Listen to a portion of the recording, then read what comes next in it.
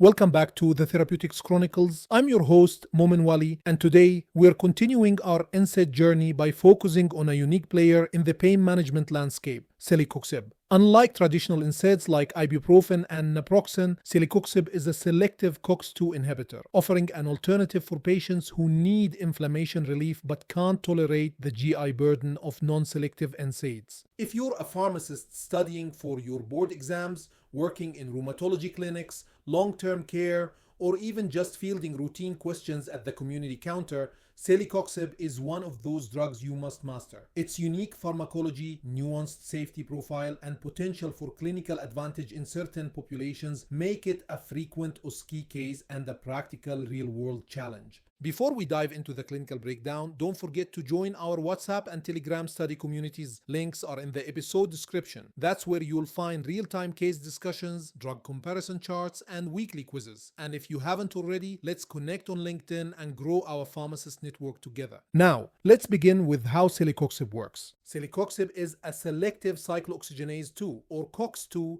inhibitor. COX-2 is an enzyme induced during inflammation and responsible for the synthesis of pro-inflammatory prostaglandins. By selectively inhibiting COX-2 while sparing COX-1, Celecoxib reduces pain and inflammation without significantly interfering with the protective prostaglandins in the stomach, kidneys, and platelets. This selectivity reduces the risk of gastric ulceration and GI bleeding seen with traditional NSAIDs, though it's not completely risk-free. And while it spares the GI tract, its effect on the cardiovascular system must be respected. In Canada, Celecoxib is indicated for osteoarthritis, rheumatoid arthritis, ankylosing spondylitis, acute pain, primary dysmenorrhea. Let's now turn to dosing and administration. For osteoarthritis, the typical dose is 200 milligrams daily, either as a single dose or divided into 100 milligrams twice daily. For rheumatoid arthritis, it's 100 to 200 milligrams twice daily. For acute pain or dysmenorrhea, the starting dose is 400 milligrams initially, followed by 200 milligrams if needed on the first day, then 200 milligrams twice daily as required.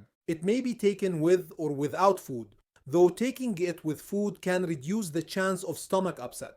Patients should swallow capsules whole, do not crush or open. Dose adjustments are essential in patients with hepatic impairment. For moderate hepatic dysfunction, the dose should be reduced by 50%. It's not recommended in severe hepatic impairment or advanced renal dysfunction. Now let's get into what pharmacists must know to protect their patients. While Celecoxib may have a lower GI risk compared to traditional NSAIDs, it carries a higher cardiovascular risk, especially at higher doses or with chronic use. Celecoxib carries a black box warning for increased risk of serious cardiovascular thrombotic events, including myocardial infarction and stroke. This risk increases with duration of use and in patients with cardiovascular disease or risk factors. Although its GI profile is improved, high doses or concomitant use with aspirin, corticosteroids, or anticoagulants can still increase GI risk. Patients with a history of ulcers or GI bleeds may still need PPI co-therapy. In terms of renal safety, Celecoxib, like other NSAIDs, can still cause nephrotoxicity and should be avoided in patients with significant kidney dysfunction. It's also sulfonamide derived, so use with caution in patients with sulfa allergies, although cross-reactivity is rare. Drug interactions to watch include antihypertensives, especially ACE inhibitors and diuretics, which may lose efficacy, lithium, which may rise in serum concentration, and warfarin, where bleeding risk may increase.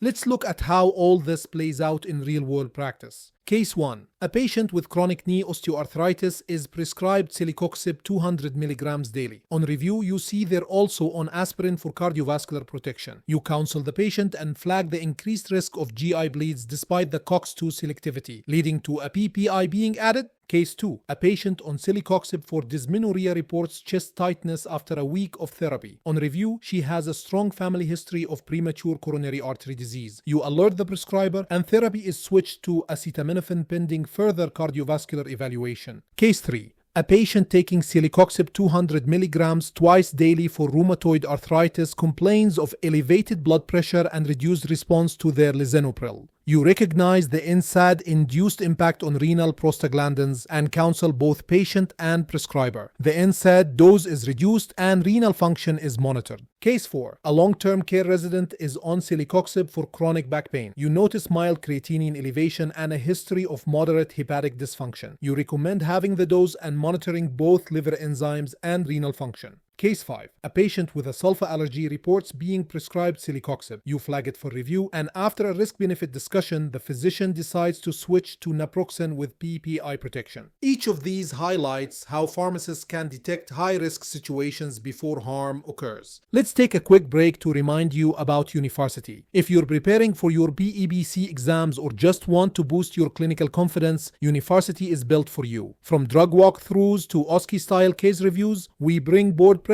and real-life pharmacy together. And if you haven't yet, join our WhatsApp and Telegram study communities using the links in the description. Now, let's walk through a dream counseling session for Celecoxib. But what is dream counseling? Dream is a quick pharmacist-friendly framework to guide patient education. D. Directions. How to take or use the medication. R. Reason. Why the patient is using it. E. Expected onset. When it starts working and what to expect. A. Adverse effects. Common and serious side effects to watch for. M. Monitoring. What signs or symptoms need follow-up. Pharmacist. Hi Ms. Chen, I see you've been prescribed Celecoxib for your arthritis. Take it exactly as directed, usually once or twice daily. You can take it with or without food, but food can help reduce stomach upset. Swallow the capsule whole, don't crush or open it. This medication works by reducing inflammation, swelling, and pain. You may notice improvement within a few hours, but full benefit might take a few days of regular use. Some people experience upset stomach, headache, or increased blood pressure. If you notice chest pain, shortness of breath, black stools, or swelling in your legs, stop the medication and seek help. We'll monitor your blood pressure and kidney function, and if you're on blood thinners or have a history of heart disease, we may need to adjust or monitor therapy more closely. Any questions before you begin? Let's wrap up with a rapid-fire board prep Q&A. Question 1.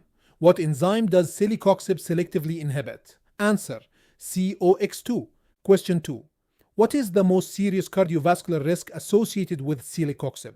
Answer: myocardial infarction and stroke. Question 3. Can Celecoxib be used in sulfa allergic patients? Answer: with caution, it contains a sulfonamide moiety. Question 4. What's the renal concern with Celecoxib? Answer: it can cause nephrotoxicity, especially in patients with pre-existing renal impairment or those on ACE inhibitors and diuretics. Question 5. How does Celecoxib compare to traditional NSAIDs in terms of GI risk? Answer: lower GI risk but still present, especially with aspirin, corticosteroids, or in high doses. And that's a wrap on today's episode covering Celecoxib. If you found this helpful, please share it with your colleagues and classmates. Don't forget to join our Telegram and WhatsApp communities and subscribe to stay ahead of the curve. This is Momin Wali, signing off from the Therapeutics Chronicles. Catch mistakes before they catch you.